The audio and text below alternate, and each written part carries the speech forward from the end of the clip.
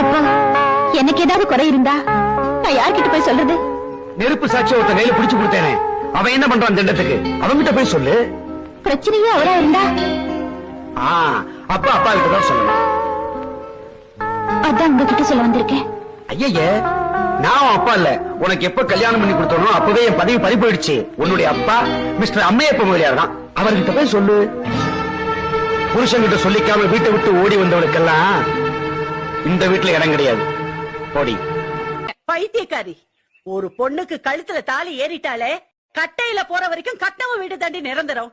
அத புரிஞ்சுகிட்டே போய் பொழைக்கிற வழிய பார். நான் அங்க போக மாட்டேன். இங்க இருக்கிறதுக்கு நான் ஒத்துக்க மாட்டேன். அப்ப என்ன எங்க போ சொல்ற? செத்து போடி. டேய், இவளை வெளியில தள்ளிட்டு கதவு மூடுங்கடா.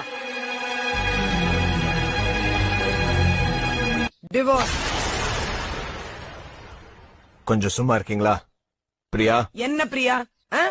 கழுத்துல ஒரு தாலியை கட்டிட்டு உன் இஷ்டப்படி அவளுக்கு பிடிக்குதோ பிடிக்கலையோ பல்ல இழிச்சிட்டு உன் பின்னாடி அலையறதா அவளுடைய வாழ்க்கைனா, அப்படிப்பட்ட ஒரு வாழ்க்கை என் பொண்ணுக்கு தேவையில்லையா? will you shut up? Priya, நீ சொல்லு. ஏ, எங்க அம்மா சொன்னது செவிட்டு காதுல விழலையா?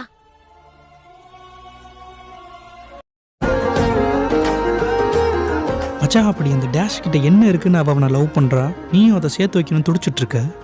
மச்சான், அவகிட்ட என்ன இருக்கு இல்லைன்றது மேட்ரு இல்லை, அவனை லவ் பண்றான், அதான் மேட்ரு. கிரிஞ்சா இருக்கா? ஒன்ன சொல்லி குத்தம் இல்லை, அடுத்தவன் ஃபீலிங்ஸை கிரிஞ்சா பார்க்கறது தானே இப்போ ட்ரெண்டே. That's okay.